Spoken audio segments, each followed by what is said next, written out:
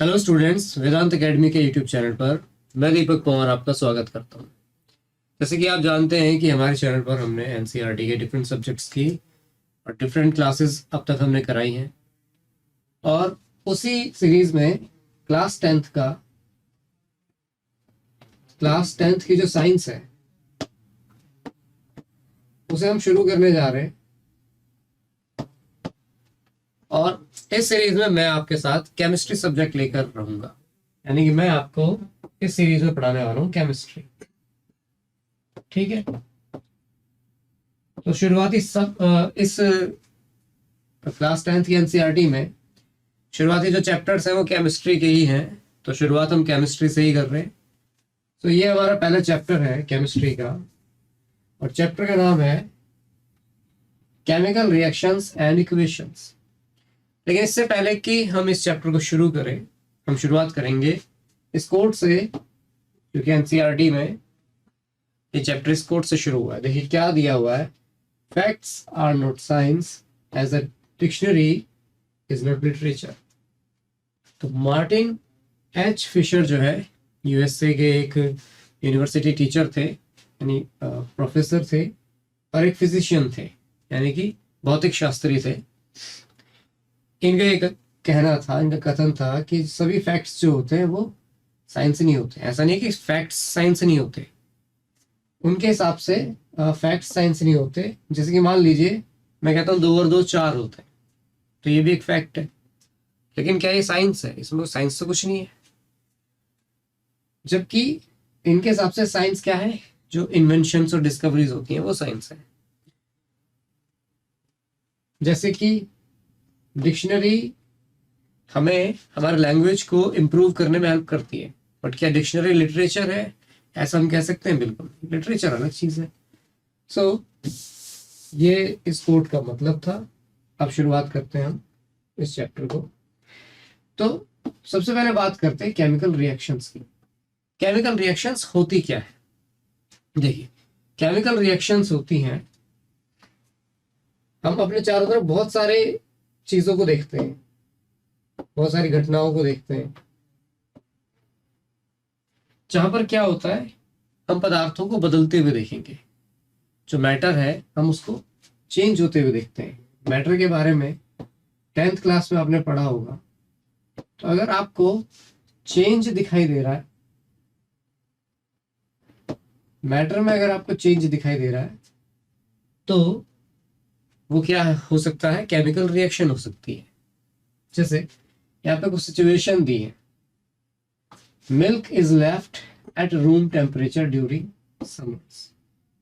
तो वो कह रहा है कि इन सब में अगर हम इसको ऑब्जर्व करें, इन घटनाओं को, इन बातों को, इन इंसिडेंट्स को, तो क्या होता है?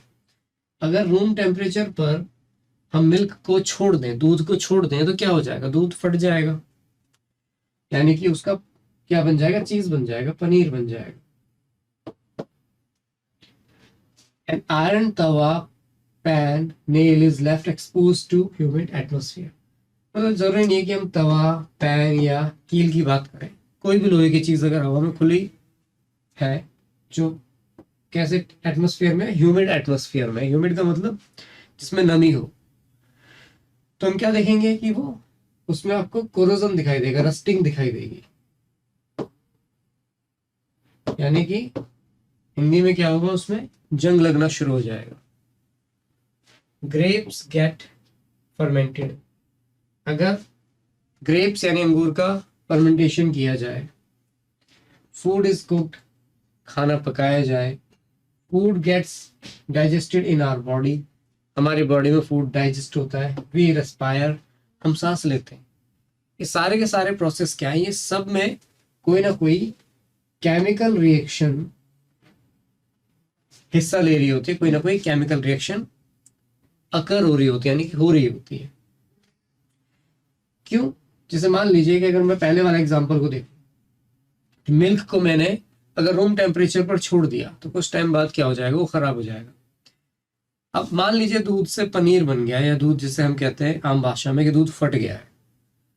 क्या दोबारा किसी भी तरह से पॉसिबल है कि उस फटे हुए दूध से आप दोबारा दूध मतलब ला सको? पनीर से दोबारा दूध बनाना कैसा है? पॉसिबल नहीं है। केमिकल रिएक्शंस में क्या होता है कि कोई एक चीज किसी दूसरी चीज से मिलती है और कोई तीसरी, या हो सकता है तीसरी चौथी चीज बना दे। बहुत कम केमिकल रिएक्शंस में ऐसा होता है कि इससे पहले वाली चीजें बनाई जा सके। ऐसा नहीं है कि कभी नहीं होगा, लेकिन नॉर्मली जो हम एग्जांपल्स अपने चारों तरफ देखेंगे हम महसूस करेंगे, जैसे फल पक जाता है। एक कच्चा फल जब पक जाता है तो वो मीठा हो जाता है। क्यों? क्योंकि उसके अंदर एंजाइम्स के थ्रू या किसी भी वजह से क्या होगा, जो केमिकल रिएक्शन उसके अंदर भी उसने उसमें चेंज कर दिया, और अब वो पका हुआ फल दोबारा से पहले वाले स्टेट में नहीं आ सकता, कच्चा नहीं होगा, मतलब पहले जैसा टेस्ट उसका नहीं होगा। ये भले ही कोई भी नहीं चाहेगा कि भाई पका हुआ फल कच्चा हो जाए, क्योंकि पके हुए फल का टेस्ट ज्यादा अच्छा होता है, कच्चे फल को कोई पसंद नहीं करता। लेकिन वहां पे भी क्या हो रहा है, वहां पे भी एग्जैक्टली कोई केमिकल रिएक्शन ही हो रही है। हमने फूड को डाइजेस्ट किया, हमने जो खाया था वो उस फॉर्म में रहता नहीं है, उसको केमिकल रिएक्शंस के थ्रू कुछ और बनाया जाता है। कुछ को और क्या बनाया जाता है, मेन क्या है कि फूड से ग्लूकोज लिया जाता है, उसे ग्लूकोज में फॉर्म किया जाता है, बनाया जाता है, और वही ग्लूकोज क्या होती है, हमारी बॉडी का एनर्जी का सोर्स होती है। उसी से हमें क्या मिलती है, एनर्जी मिलती है हमारी बॉडी को। ये सभी लिविंग बीइंग्स के लिए, सभी सजीवों के लिए। सो कहने का मतलब ये है कि चाहे आप सांस लें, जब आपने सांस ली थी तो आपने ऑक्सीजन लिया, मतलब सारी हवा आपने भले ही ली, पर उसमें से क्या हुआ, आपके लंग्स ने ऑक्सीजन उसमें से लिया, वो आपके ब्लड में मिल गया, उसके थ्रू ग्लूकोज के साथ रिएक्शन करके उसने एनर्जी दी, लेकिन फिर खुद क्या बन गया, कार्बन डाइऑक्साइड और वाटर में चला गया, और उस फॉर्म में हमारी बॉडी के बाहर, चाहे वो रेस्पिरेशन के थ्रू निकले कैसे भी निकले, पर क्या हुआ, इस सब में भी केमिकल रिएक्शन ने पार्ट लिया। तो आई होप कि आपको समझ में आया होगा कि केमिकल रिएक्शंस होती क्या है। केमिकल रिएक्शंस में कोई दो रिएक्टेंट, अब रिएक्टेंट क्या होते हैं वो मैं आगे आपके साथ डिस्कस करूंगा। कोई दो रिएक्टेंट मिलकर एक प्रोडक्ट बनाते हैं, या हो सकता है एक से ज्यादा प्रोडक्ट बनाते हैं। हो सकता है रिएक्टेंट एक ही हो, प्रोडक्ट एक से ज्यादा हो सकता है एक से ज्यादा रिएक्टेंट हो, प्रोडक्ट एक ही हो। ये सब बातें हम आगे आगे जैसे चलते रहेंगे तो डिस्कस करेंगे, आपको समझ में भी आएगा। देखिए जरा, अब इसे पढ़ लेते हैं एनसीईआरटी की लैंग्वेज में। In all the above situations the nature and the identity of the initial substance have somewhat changed। हम सभी सिचुएशन में क्या देख पा रहे हैं कि नेचर और आइडेंटिटी, मतलब जो उनकी प्रकृति थी और जो उनकी पहचान थी, जो शुरुआत में थी, वो बाद में क्या हो रही है, वो चेंज हो जा रही है। We have already learned about physical and chemical changes of matter in our previous classes. 9th class के शुरुआती चैप्टर्स में ही आपने मैटर को पढ़ा था, और वो आपने पढ़ा होगा कि फिजिकल और केमिकल चेंजेस क्या होते हैं, फिजिकल चेंजेस में क्या क्या बातें होती हैं और केमिकल चेंजेस में क्या क्या बातें होती हैं। Whenever a chemical change occurs, we can say that a chemical reaction has taken place। जब भी कोई केमिकल चेंज होगा वो किस वजह से होता है, केमिकल रिएक्शन की वजह से होता है। जब केमिकल रिएक्शन होता है तभी केमिकल चेंज दिखाई देता है। You may perhaps be wondering as to what is actually meant by a chemical reaction। हो सकता है कि आपको अभी भी लग रहा हो कि एक्चुअल में केमिकल रिएक्शन है क्या। How do we come to know that a chemical reaction has taken place? हमें कैसे पता चलेगा कि केमिकल रिएक्शन हुई है। Let us perform some activities to find the answer to these questions। NCERT में आपको कुछ एक्टिविटीज दी हैं, मैं चाहूंगा कि आप खुद से उन एक्टिविटीज को पढ़ें और जाने कि केमिकल रिएक्शन क्या होती है। जैसे कि ये जो पहला एक्टिविटी है, इसमें क्या किया गया है, हमें एक मैग्नीशियम रिबन लेना है अबाउट 3 to 4 सेंटीमीटर लॉन्ग, और इसे क्या करना है, सैंड पेपर से रब करना है, रगड़ना है, ठीक है। Hold it with a pair of tongs, tongs जैसे ये दिखाई दे रहा है आपको, ऐसे जो ये सिंडासी जैसी जो चीज है ये, इससे आपने क्या करना है, इसको रगड़ना है। Burn it using a spirit lamp और बर्नर, मतलब किसी भी स्पिरिट लैम्प या बर्नर की हेल्प से, जैसे कि आपको ये दिया हुआ है बर्नर, बर्नर का मतलब जो बर्न करे, जो जलाए। And collect the ash so formed in watch glass as shown in figure this. तो ये जैसे इसको देखो, यहाँ पे इसको जलाया गया और इसके जलने की वजह से आपको यहाँ पे दिखाई दे रहा होगा, अगर मैं थोड़ा सा जूम इन करके दिखाता हूँ आपको, देखिए जरा। तो जब आपने मैग्नीशियम रिबन को जलाया यहाँ पर, तो आप देख रहे होंगे आपको यहाँ पे ये एशेस गिरते हुए दिख रहे हो, आपको राख गिरते हुए दिखाई दे रही होगी। तो इस राख को क्या किया गया, यहाँ पे इस प्लेट में, इस डिश में कलेक्ट कर लिया।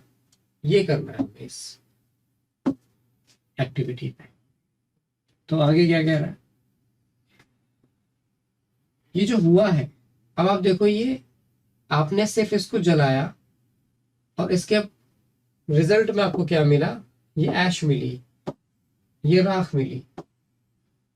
तो अब इस राख से दोबारा से क्या आप मैग्नीशियम प्राप्त कर सकते हैं, किसी तरह से कलेक्ट कर सकते दोबारा से मैग्नीशियम? नहीं कर सकते।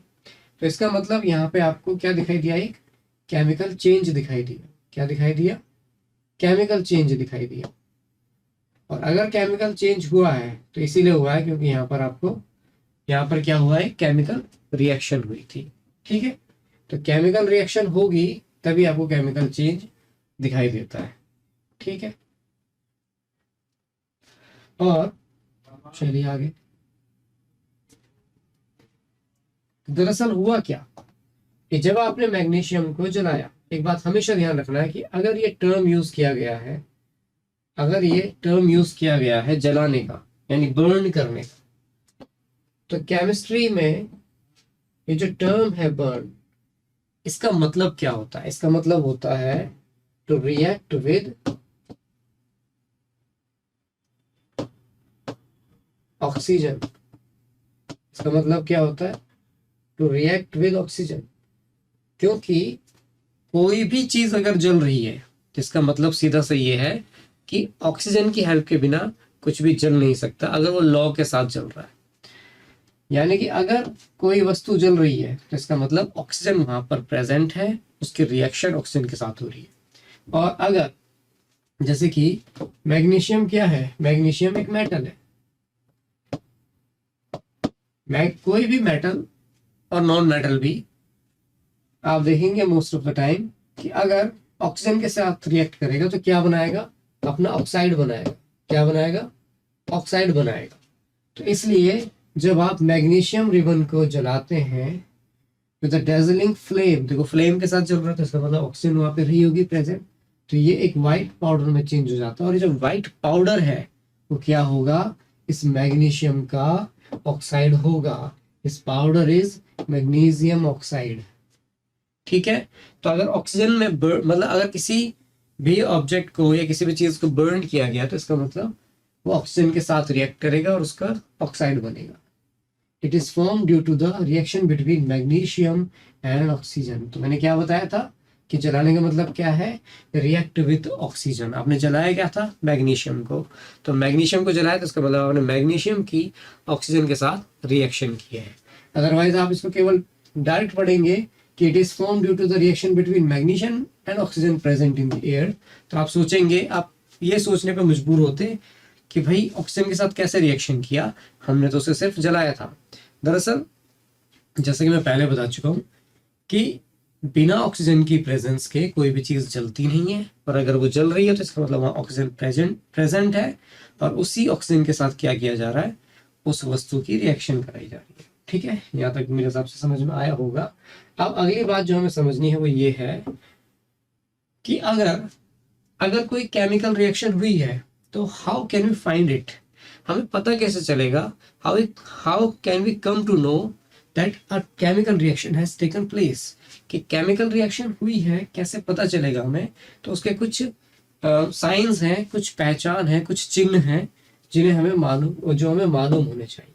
जैसे सबसे पहले हो सकता है आपको दिखाई दे चेंज इन स्टेट। आपको हो सकता है कि स्टेट में, उसकी अवस्था में चेंज दिखाई दे। कि स्टेट क्या होती है? स्टेट होती है किसी भी मैटर की स्टेट कौन कौन सी पॉसिबल है। 10th क्लास में आपने 5 स्टेट्स पढ़ी होंगी, और मोस्टली जो इंपॉर्टेंट है वो 3 होती हैं, सॉलिड, लिक्विड एंड गैस। तो हो सकता है कि आपको स्टेट में चेंज दिखाई दे। जैसे कि मैं एक एग्जांपल दूं, हो सकता है जैसे कि हाइड्रोजन जब ऑक्सीजन के साथ रिएक्शन करेगा, दोनों ही गैसेस फॉर्म में होते हैं, लेकिन जब ये H2O बनाते हैं तो ये लिक्विड होता है, और H2O2 बनाते हैं तो ये भी नॉर्मली लिक्विड फॉर्म में होता है। H2O तो आपका नॉर्मल आप जानते हैं कि वाटर होता है, H2O2 होता है हाइड्रोजन पेरोक्साइड। हाइड्रोजन पेरोक्साइड ये वही लिक्विड है जिसे डॉक्टर्स आपके कोई भी जो जख्म है, जो चोट है, चोट लगने पर उसे धोने के लिए जो लिक्विड यूज करते हैं ये वो होता है। ठीक है, हो सकता है कि आपको क्या दिखाई दे, चेंज इन कलर। कई बार क्या होता है, कुछ केमिकल रिएक्शन में कलर चेंज होता हुआ दिखाई देता है। इवोल्यूशन ऑफ गैस, हो सकता है कि कोई केमिकल रिएक्शन हो और उसमें कोई गैस इवॉल्व हो, कोई गैस बने। हो सकता है कि कार्बन डाइऑक्साइड गैस बने, कभी आपको हाइड्रोजन गैस बनती हुई दिखाई देगी, कभी आपको ऑक्सीजन गैस बनती हुई दिखाई देगी, कभी हाइड्रोजन सल्फाइड गैस बनती हुई दिखाई देगी। चेंज इन टेम्परेचर, कभी कभी क्या होता है कि किसी केमिकल रिएक्शन की वजह से टेम्परेचर में चेंज हो जाता है। जैसे कि आपने देखा होगा, हो सकता है ना भी देखा हो, पुराने टाइम में क्या होता था कि जब घरों को सफेदी करनी होती थी तो कैल्शियम ऑक्साइड,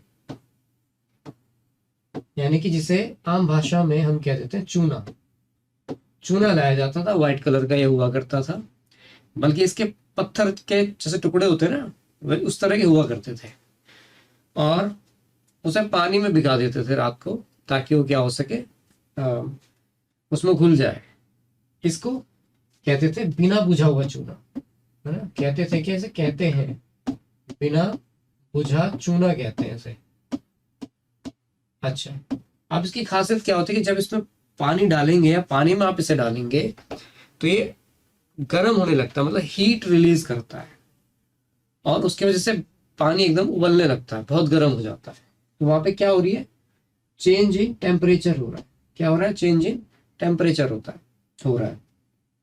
और फिर जब ये पानी के साथ रिएक्ट करेगा H2O के साथ, तो क्या बना देते हैं, calcium hydroxide, CaOH whole twice. ये जो कैल्शियम हाइड्रोक्साइड है इसे बुझा हुआ चूना कहते हैं। इसे क्या कहते हैं, बुझा हुआ चूना। मैं यहाँ लिख देता हूँ अगर ठीक से नहीं दिखाई दे रहा है, calcium hydroxide, CaOH whole twice. ठीक है, 9th क्लास में आपने पढ़ा होगा, जैसे कैल्शियम की वैलेंसी 2 है, OH की -1 होती है, C+2 होती है, तो वैलेंसी एक दूसरे पे चढ़ गई है, तो ये 2 इसलिए है। ठीक है, तो ये कुछ सिंबल्स हैं, ये कुछ चीजें हैं, साइंस हैं, जिनसे आपको पता चल सकता है कि केमिकल रिएक्शन हुई होगी। क्या क्या थी, change in state, colour, evolution of gas and change in temperature. ठीक है, as we observe the changes around us, we can see that there is a large variety of chemical reactions taking place around us. बहुत सारे changes हम अपने चारों तरफ देखते हैं, लेकिन ऐसा नहीं कि मौसम में चेंज हुआ तो वो भी क्या है, केमिकल रिएक्शन, नहीं। उनमें से बहुत सारे केमिकल रिएक्शंस भी होती हैं, तो कुछ फिजिकल चेंज होते हैं, कुछ केमिकल चेंज होते हैं। केमिकल चेंज केमिकल रिएक्शन की वजह से होते हैं। We will study about the various types of chemical reactions and their symbolic representation in this chapter. तो हम न केवल अलग अलग तरह के केमिकल रिएक्शंस को इस चैप्टर में पढ़ने वाले हैं, बल्कि साथ ही साथ हम क्या देखने वाले हैं कि उनके सिंबॉलिक रिप्रेजेंटेशन क्या होता है। जो केमिकल रिएक्शन का सिंबॉलिक रिप्रेजेंटेशन होता है उसी को हम क्या कहते हैं, केमिकल इक्वेशन। क्या कहते हैं उसे हम, केमिकल इक्वेशन। तो नेक्स्ट टॉपिक हमारा क्या आया, केमिकल इक्वेशन। तो जैसे कि हमें हिंट पहले ही मिल चुका है कि chemical equation is what, symbolic representation of chemical reaction. ठीक है, symbolic representation of chemical reactions is called what, chemical equations. अब जरा सोचो समझो, मैंने क्या कहा, when hydrogen reacts with oxygen to give water. ठीक है, hydrogen reacts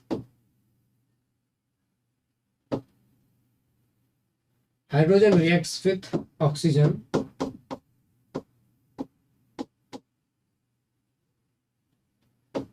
to give what, water। तो ऑक्सीजन, ये हाइड्रोजन ऑक्सीजन के साथ जब रिएक्ट करती है तो क्या देती है, वो देती है आपको वाटर। ठीक है, यहाँ पे हाइड्रोजन और ऑक्सीजन रिएक्ट कर रहे हैं, तो ये क्या है, ये सिंबॉलिक रिप्रेजेंटेशन नहीं है। मैंने जो पहले आपको दिखाया था वो एक सिंबॉलिक रिप्रेजेंटेशन था, लेकिन अगर सिंबल्स की ही फॉर्म में, सिंबल्स की फॉर्म्स में या नेम्स की फॉर्म्स में अगर हम इसको दिखाएं या केमिकल इक्वेशन हमें दिखानी हो, तो हम इतनी लंबी लाइन नहीं लिखेंगे। हम क्या करेंगे, कोशिश करेंगे छोटा करके, प्रिसाइज करके लिखें। देखिए, हमने 9th क्लास में भी आपने पढ़ा होगा कि किस तरह से सिंबल्स की, जो केमिकल या यूं कह लीजिए कि जो एलिमेंट्स होते हैं या कंपाउंड्स होते हैं, उनके जो सिंबल्स आए वो कैसा है, उनकी क्या जरूरत थी, क्यों उन्हें हमें लिखना पड़ा या उन्हें सीखना पड़ा, बनाना पड़ा, ताकि क्या हो सके, हमारा टाइम सेव हो सके। अब इतना बड़ा बार बार लिखेंगे, और ये तो मैंने फिर भी छोटा करके लिखने की कोशिश की है। हो सकता है कि इसे लिखने के लिए किसी और को ज्यादा शब्द लगे, लेकिन देखो एक्टिविटी 1.1 जो थी, जहां पर आपने मैग्नीशियम को क्या किया था, जलाया था एक बर्नर की हेल्प से, और आपने मैग्नीशियम ऑक्साइड का वाइट क्या लिया था, एशेज आपको मिले थे। It can be described as when a magnesium ribbon is burned in oxygen in gets converted to magnesium oxide. तो इसको मैं कैसे कह सकता हूँ, देखो यहाँ दिया है बहुत अच्छा, when a magnesium ribbon is burned in oxygen it gets converted to magnesium oxide. ठीक है, तो ये क्या है, केमिकल रिएक्शन है। उसमें क्या कह रहा है कि जब मैग्नीशियम को ऑक्सीजन की प्रेजेंस में, उपस्थिति में जलाया जाता है, तो क्या देता है ये चेंज हो जाता है, ये कन्वर्ट हो जाता है, बदल जाता है किसमें, मैग्नीशियम ऑक्साइड में। ये केमिकल रिएक्शन है। This description of a chemical reaction in a sentence form it quite long. Sentence form में कैसा है ये इज क्वाइट लॉन्ग, ये बहुत लंबा है, बहुत बड़ा है description. It can be written in a shorter form, और इसको एक छोटे फॉर्म में भी लिखा जा सकता है, जो आसान भी रहेगा। The simplest way to do this is to write it in the form of a word equation. तो इसे वर्ड इक्वेशन की फॉर्म में भी लिख सकते हैं, जैसे कि हाइड्रोजन ऑक्सीजन वाला है जो ये एग्जांपल है। अगर मैं इसे यहाँ लिखूं, देखिए जरा, मैंने लिखा hydrogen plus oxygen is equal to what, तो सबसे आसान तरीका तो इसे लिखने का ये है। The word equation for the above reaction would be, अब ये इक्वेशन जो यहाँ पर दी थी, इसके लिए क्या हो सकती है, magnesium plus oxygen is equal to magnesium oxide. अब ध्यान देने की बात क्या है कि यहाँ पे लेफ्ट में जो दिए गए हैं इन्हें कहते हैं रिएक्टेंट्स, जो मैं थोड़ी देर पहले आपसे डिस्कस कर रहा था। इन्हें क्या कहते हैं, रिएक्टेंट्स। रिएक्टेंट्स वो होते हैं जिन्होंने रिएक्ट किया है, जिनके बीच में रिएक्शन हुई है, इन्होंने एक दूसरे के साथ रिएक्ट किया, इसलिए इनको क्या कहते हैं, रिएक्टेंट्स। तो इनके बीच में केमिकल रिएक्शन हुई, और उस केमिकल रिएक्शन की वजह से जो बना, दैट इज देयर प्रोडक्ट। वो क्या कहलाता है, इनका प्रोडक्ट। तो हमेशा ध्यान रखना है कि केमिकल इक्वेशन को लिखने का तरीका ये होता है कि जो रिएक्टेंट्स होते हैं वो लेफ्ट में लिखे जाते हैं, लेफ्ट साइड में, और प्रोडक्ट हमेशा राइट साइड में लिखे जाते हैं। रिएक्टेंट्स के बीच में प्लस का साइन लगता है, और प्रोडक्ट्स के बीच में भी अगर एक से ज्यादा बने, तो जैसे यहाँ पे तो प्रोडक्ट एक ही बने, और अगर एक से ज्यादा प्रोडक्ट बनेंगे तो उनके बीच में भी आप प्लस का ही साइन लगाएंगे। बीच में आप एरो लगाते हैं हमेशा लेफ्ट से राइट की तरफ। ये जो एरो है ये केमिकल रिएक्शन की डायरेक्शन को दिखा रहा है। इसका मतलब ये है कि ये बने और इनसे इस तरफ को ये प्रोडक्ट है। अब हो सकता है आप लोगों के दिमाग में ये आए कि क्या हम इसे ऐसे लिख सकते हैं कि हाइड्रोजन प्लस ऑक्सीजन और इधर क्या, वाटर। तो ऐसे इसे नहीं लिख सकते। हो सकता है कुछ लोगों के दिमाग में आए कि भाई एरो ही तो लगाना है तो इधर को लगा दो। तो ये इस केमिकल इक्वेशन को लिखने का गलत तरीका है। हमेशा ध्यान रखना है कि रिएक्टेंट्स जो होंगे वो हमेशा लेफ्ट हैंड साइड में ही रहेंगे।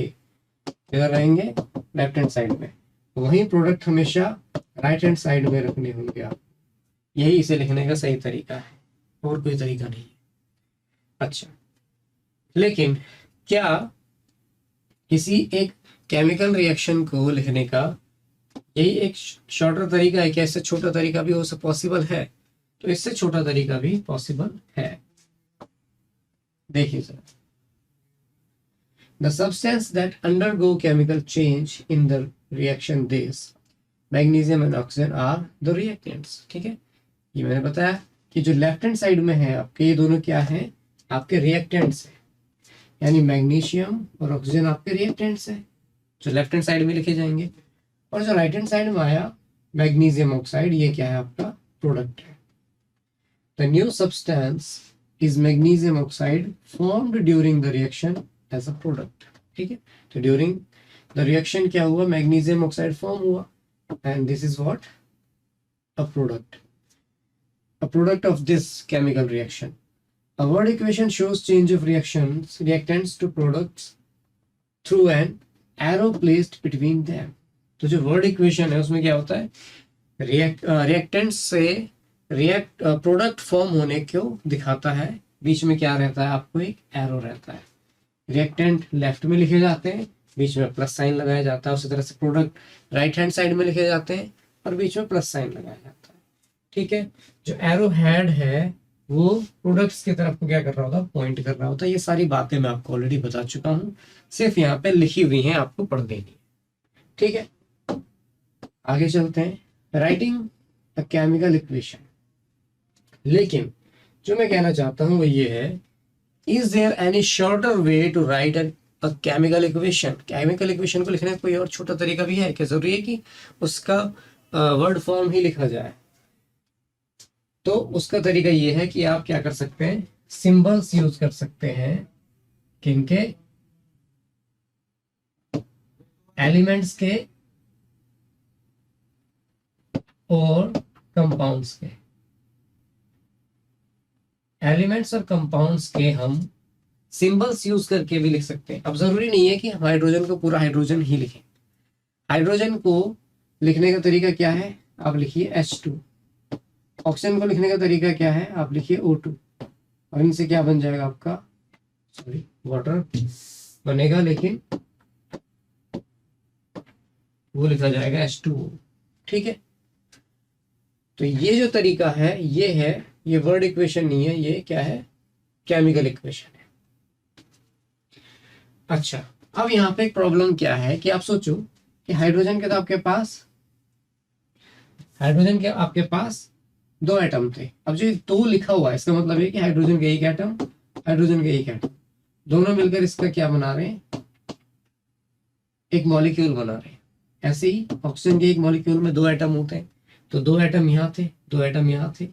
अब जब मैं राइट हैंड साइड में जा रहा हूँ और प्रोडक्ट्स में काउंट करने की कोशिश कर रहा हूँ, तो मुझे क्या दिखाई दे रहा है कि हाइड्रोजन के पास तो दो ही एटम है, लेकिन अब ऑक्सीजन के पास एक ही एटम रहेगा, तो एक एटम कहाँ गया? तो देखिए, जब दो रिएक्टेंट्स के बीच में रिएक्शन होती है तो ऐसा नहीं होता कि कुछ बच जाएगा, वो क्या होता है, पूरा ही रिएक्ट करता है। तो इसको हम क्या करने की कोशिश करते हैं, बराबर करने की कोशिश करते हैं। ठीक है, अब देखो यहाँ पे एक मॉलिक्यूल में दो एटम और यहाँ पे मॉलिक्यूल दो लिख लिए मैंने, तो कितने एटम हो गए? अब हाइड्रोजन के 4 हो गए, ऑक्सीजन के 2 ही हैं। अब देखो यहाँ पे भी दुगने हो गए, तो यहाँ पे 4 हो गए, लेकिन ऑक्सीजन का 1 था और 2 से गुणा कर दी तो यहाँ पे हो गए 2। तो अब देखो ये भी इक्वल और ये भी इक्वल। तो ऐसी इक्वेशन जहां पे रिएक्टेंट्स और प्रोडक्ट्स के एटम, नंबर ऑफ एटम्स क्या होता है, सेम होता है, उसे हम कहते हैं balanced chemical equation. Left hand side में और राइट हैंड साइड में number of atom for every element अगर इक्वल है ना, देखो हाइड्रोजन के और ऑक्सीजन के दोनों के ही इक्वल होने चाहिए। ऐसा नहीं कि एक के इक्वल हो गए तो अभी काम खत्म। जितने भी एटम्स ने एज रिएक्टेंट के तौर पे आपस में वहां पे मतलब पार्ट लिया था, उन्होंने आपस में रिएक्ट किया था, उन सभी के number of atoms right side में जितने बने हैं उनके नंबर ऑफ एटम्स के अगर इक्वल हैं तो उसे कहते हैं बैलेंस्ड केमिकल इक्वेशन। ठीक है, बैलेंस्ड केमिकल इक्वेशन। अच्छा, एक और बात मैं आपको बता दूं कि केमिकल इक्वेशन लिखने का सही तरीका यही है कि आप उसे बैलेंस करके लिखें। ऐसा जरूरी नहीं है कि आपको लिखना वैसे ही पड़ेगा। जैसे कि मैंने जब शुरुआत में लिखा था H2 + O2 = H2O लिख दिया था, तो ऐसा नहीं है कि ये गलत है। देखिए, इंफॉर्मेशन तो क्या हो रही है, इससे सही ही निकल रही है, क्योंकि हाइड्रोजन ऑक्सीजन मिलकर क्या बना रहे हैं, वाटर बना रहे हैं, और ऐसा ही होता भी है। लेकिन सही तरीका, साइंटिफिक तरीका यही है कि आप उसे बैलेंस करके लिखें, यानी कि लेफ्ट हैंड साइड के एटम्स राइट हैंड साइड के एटम्स के इक्वल होने चाहिए हर एक एलिमेंट के लिए। उसे ही हम क्या कहते हैं, बैलेंस केमिकल इक्वेशन कहते हैं। जरा पढ़ते हैं क्या लिखा है। Recall the law of conservation of mass that you studied in class 9. Conservation of mass क्या कहता है कि केमिकल चेंज के दौरान भी क्या होगा, मास चेंज नहीं होता। मास चेंज अब यहाँ पे क्या हो रहा था कि यहाँ देखो, यहाँ पे 2 ऑक्सीजन है और 1 ही ऑक्सीजन रह गया, तो मास में तो चेंज हो गया ना भाई। 1 ऑक्सीजन का एटम क्या करेगा, 1 ऑक्सीजन का एटम के अंदर जो मास होगा यानी उसका जो एटॉमिक वेट होगा, तो वो यहाँ पे 2 का है, यहाँ पे 1 का ही है, तो मास में तो चेंज होता हुआ दिख रहा है, जो कि पॉसिबल नहीं है। तो इसलिए हमें क्या करना पड़ता है, उसे बैलेंस करना पड़ता है। क्यों करना पड़ता है, क्योंकि सीधी सी बात है कि एटम्स ना तो डिस्ट्रॉय होता ना ही वो क्रिएट किया जाता। तो एटम कहाँ गया, वो उसमें हिस्सा लेगा और हमें दिखाना पड़ेगा किस तरह से हिस्सा लिया। ठीक है। Mass can neither be created nor destroyed in a chemical reaction. That is, the total mass of the elements present in the products of a chemical reaction has to be equal.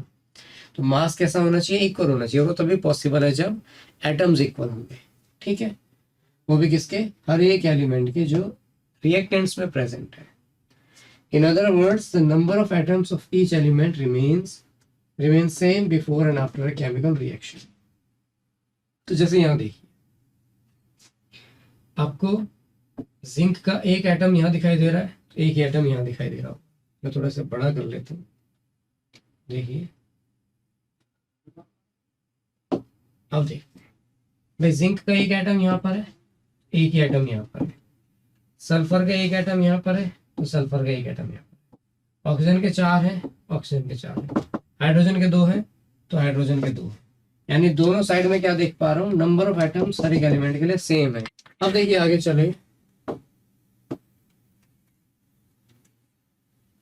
let us examine the number of atoms of different elements on both sides of the atom. देखो यहाँ पे table के through दिखाया गया है, लेकिन मैंने आपको यहाँ पे गिना दिए कि हर एक एलिमेंट के जो रिएक्टेंट में थे और जो प्रोडक्ट में।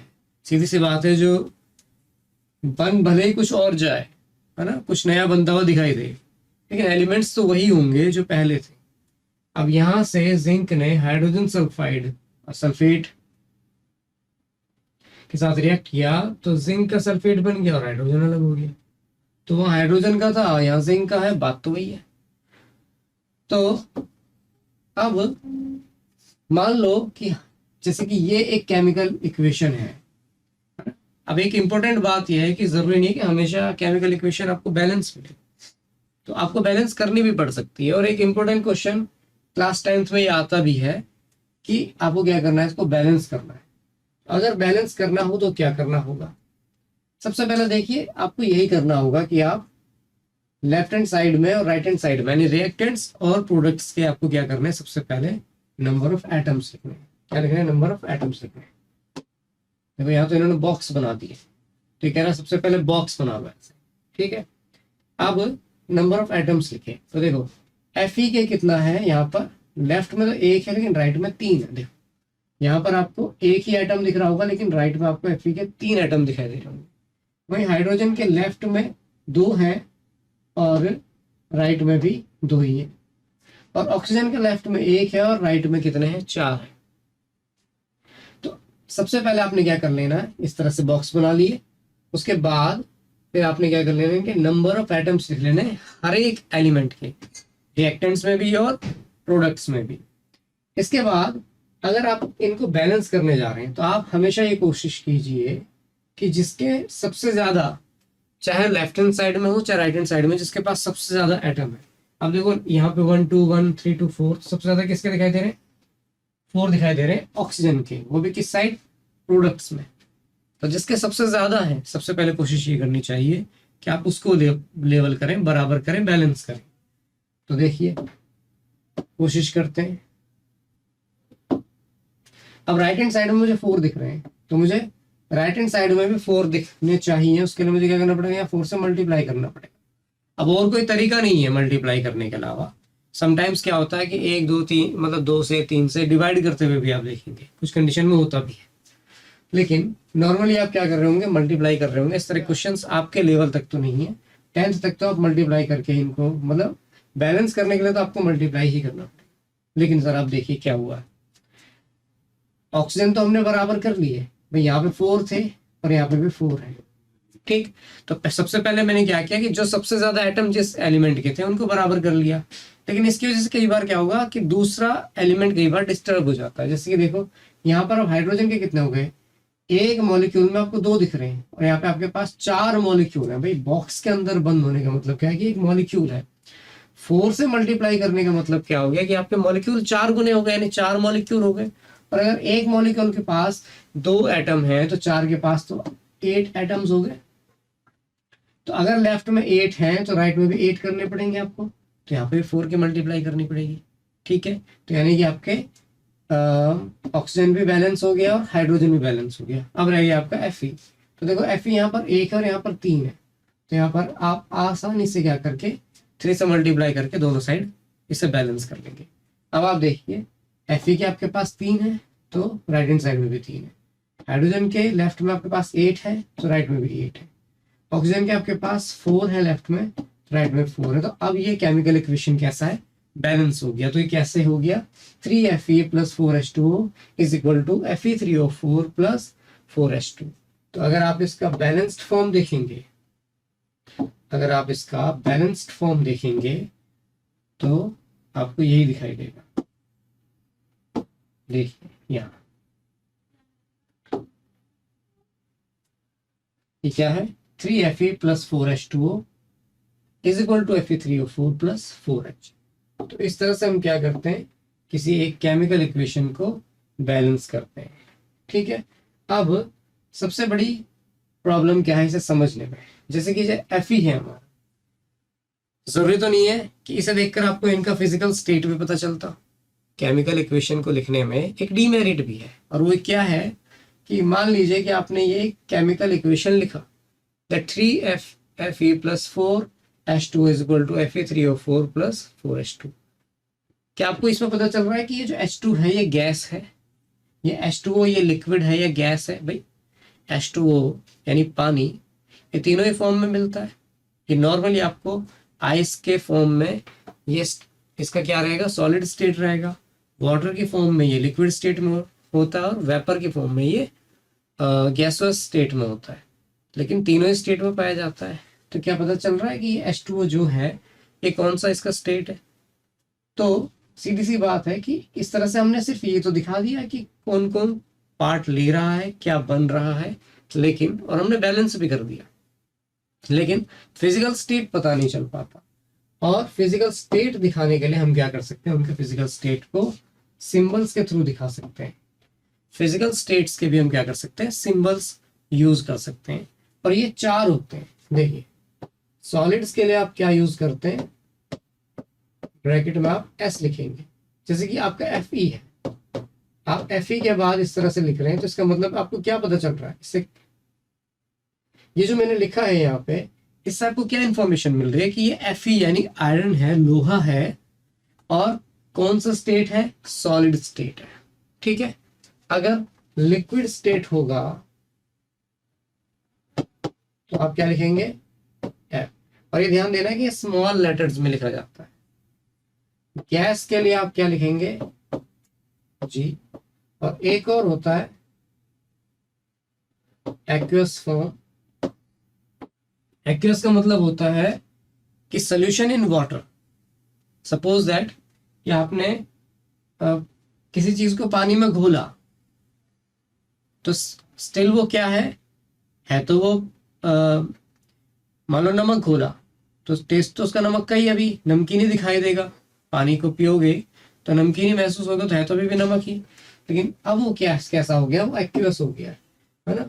ये जो टर्म होता है एक्वा, है ना, इसका सीधा सीधा लेना देना किससे होता है, वाटर से।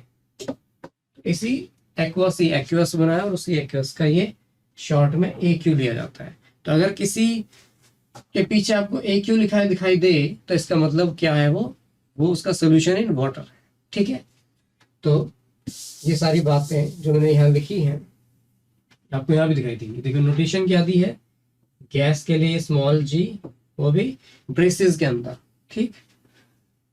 लिक्विड के लिए ये स्मॉल L, एक्वस के लिए AQ, और सॉलिड के लिए स्मॉल एस। ठीक है, और अब जो ये बैलेंस्ड इक्वेशन था वो इस तरह से लिखी गई है कि देखो जो Fe था वो कैसा है, सॉलिड। H2O यहाँ पे गैस की फॉर्म में है, FeO4 क्या है, सॉलिड है, और हाइड्रोजन गैस यहाँ पे, मतलब हाइड्रोजन जो है यहाँ पे गैस की फॉर्म में। देखो हाइड्रोजन का जब नाम पढ़ते हैं तो हमेशा आपको क्या दिखाई देता है, मतलब दिमाग में सबसे पहले क्या आता है, हाइड्रोजन गैस, क्योंकि यूनिवर्स का सबसे हल्का एलिमेंट है। एक बात हमेशा ध्यान रखना कि एलिमेंट जितना हल्का होगा वो उसके गैस होने के चांसेस उतने ज्यादा होंगे, मतलब हल्के एलिमेंट्स हमेशा गैस फॉर्म में होते हैं। क्यों? क्योंकि हल्के होने की वजह से वो क्या होते हैं, ऊपर की ओर उठते हैं। जितना भारी होगा एटम वो उतना ही सॉलिड होगा। लेकिन अब जरूरी तो नहीं है कि भाई हाइड्रोजन हमेशा गैसोस फॉर्म में ही हो। क्या ये जरूरी है? बिल्कुल भी जरूरी नहीं है। जो रॉकेट्स में जो फ्यूल ले जाया जाता है या ले जाया जाता था वो क्या होता है, लिक्विड हाइड्रोजन होती है। तो हाइड्रोजन को लिक्विफाइड फॉर्म में यानी बहुत ही ठंडा करके उसे लिक्विड फॉर्म में रखा जाता है। तो सीधी सी बात है कि वो लिक्विड फॉर्म में भी होती तो है, पॉसिबल तो है। तो ये हाइड्रोजन लिक्विड नहीं है, ये गैस है। यहाँ पर हमें ये इंफॉर्मेशन दी। देखो कुछ और एक केमिकल रिएक्शन हमें दी है, साथ में हमें क्या क्या दिए हुए हैं, हमें इंडिकेट किया हुआ है हर एक का फिजिकल स्टेट भी। देखो कार्बन मोनोऑक्साइड गैस है, हाइड्रोजन गैस है, मिलकर क्या बनाया, CH3OH। ठीक है, यहाँ पे कार्बन डाइऑक्साइड गैस ने लिक्विड H2O यानी पानी के साथ जब हम रिएक्शन करा रहे हैं तो क्या बन रहा है, आपका ग्लूकोज बन रहा है, ऑक्सीजन बन रही है, और क्या बन रहा है, वाटर बन रहा है। तो जो ऑक्सीजन है एक्यूएस है क्योंकि इस पानी में घुली रहेगी, और ये भी आपका एक्यूएस है क्योंकि देखो इसके फलस्वरूप रिजल्ट में क्या बना है, पानी बना है। तो ऐसा नहीं है कि ये ग्लूकोज अलग से आपको दिखाई दे रही होगी, वो उसी में घुली हुई होगी। ठीक है, यहाँ पर ये कार्बन डाइऑक्साइड एक्यूएस है और ये क्या है, पानी लिक्विड फॉर्म में। अब देखो कार्बन डाइऑक्साइड भी कैसी है, ये इस पानी के अंदर घुली हुई है, तो इसलिए एक्वस फॉर्म दिखाई है। तो कहने का मतलब ये है कि इस तरह से हम क्या कर सकते हैं, सभी केमिकल इक्वेशंस में जब केमिकल रिएक्शन हुई होगी तो सीधी सी बात है हर एक रिएक्टेंट प्रोडक्ट का कोई ना कोई फिजिकल स्टेट रहा होगा। केमिकल इक्वेशंस को नॉर्मली सिंबल्स के फॉर्म में जब लिखते हैं तो वहाँ पर हम उनके फिजिकल स्टेट को जान नहीं पाते, लेकिन हम उनके फिजिकल स्टेट को भी कायदे में हमें क्या करना चाहिए, लिखना चाहिए। इवन और क्या क्या चीजें हुई है, देखो जो जिन कंडीशन में हुई, जैसे कि टेम्परेचर क्या था, प्रेशर क्या था, उसमें कैटलिस्ट क्या यूज हुआ, वो सब भी हमें लिखना चाहिए। और वो एरो के ऊपर लिखे जाते हैं, ऊपर नीचे। जैसे देखो यहाँ पर एटमॉस्फेरिक जो प्रेशर है वो 340 atm दिखाई दे रहा है ना, एटमॉस्फेरिक प्रेशर। तो प्रेशर यहाँ पे दिखाया गया। टेम्परेचर यहाँ देखो, यहाँ पे सनलाइट के प्रेजेंस में क्लोरोफिल जो कैटलिस्ट है वो क्या करता है, इन दोनों को मिला करके ये बना देता है। और ये रिएक्शन कहाँ हो रही होती है, प्लांट्स में हो रही होती है। और इसी रिएक्शन को हम क्या कहते हैं, फोटोसिंथेसिस कहते हैं। क्या कहते हैं, फोटोसिंथेसिस। फोटोसिंथेसिस वो प्रोसेस है जिसके थ्रू प्लांट्स क्या करते हैं, अपना फूड प्रोड्यूस करते हैं। और वो फूड क्या होता है, ये ग्लूकोज। मैंने थोड़ी देर पहले आपको बताया था बातों बातों में कि जो फूड हम लेते हैं, चैप्टर को जब मैंने शुरू किया था तो मैंने बताया था कि जो फूड हम लेते हैं हमारा टारगेट क्या होता है, उसे डाइजेस्ट करके हम उसका ग्लूकोज में उसे चेंज कर रहे होते हैं।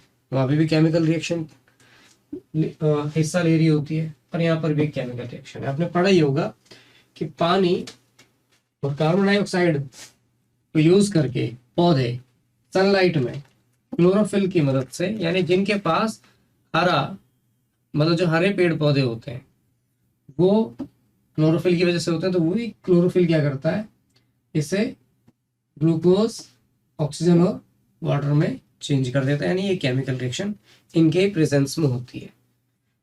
क्लोरोफिल नहीं होगा तो ये हिस्सा नहीं लेगी, मतलब ये होगी नहीं। तो समटाइम्स क्या होता है, कैटलिस्ट की भी जरूरत होती है। कैटलिस्ट होता क्या है, कैटलिस्ट ऐसे मैटर होते हैं जो खुद तो केमिकल रिएक्शन में हिस्सा नहीं ले रहे होते, लेकिन कई बार उनके बिना केमिकल रिएक्शन पॉसिबल नहीं होती। कई बार क्या करते हैं कि कोई केमिकल रिएक्शन ऐसी होती है कि जिसकी स्पीड बहुत स्लो है और हमें चाहिए कि इसकी स्पीड ज़्यादा हो जाए, तो कैटलिस्ट कई बार क्या करता है कि उसको एक्साइट कर देगा, मतलब केमिकल रिएक्शन की स्पीड बढ़ा देगा। कई बार केमिकल रिएक्शन इतनी तेज होती है कि अनकंट्रोलेबल होती है, कुछ कैटलिस्ट क्या करते हैं उसको स्लो भी कर देते हैं स्पीड को।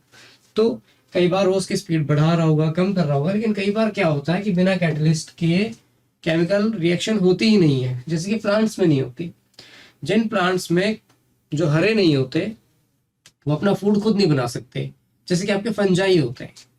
फंजाई भी एक तरह के प्लांट्स हैं, लेकिन वो कैसे होते हैं, व्हाइट कलर के होते हैं या किसी भी मल्टीपल कलर के होंगे, लेकिन ग्रीन नहीं होते।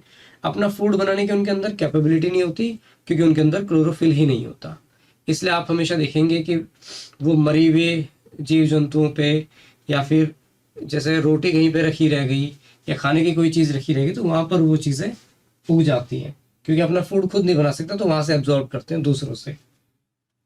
क्यों? क्योंकि बिना क्लोरोफिल के ये प्रोसेस पॉसिबल नहीं है। तो ये कैटलिस्ट है एक तरह से, एक तरह से नहीं, कैटलिस्ट ही है। चलिए आगे।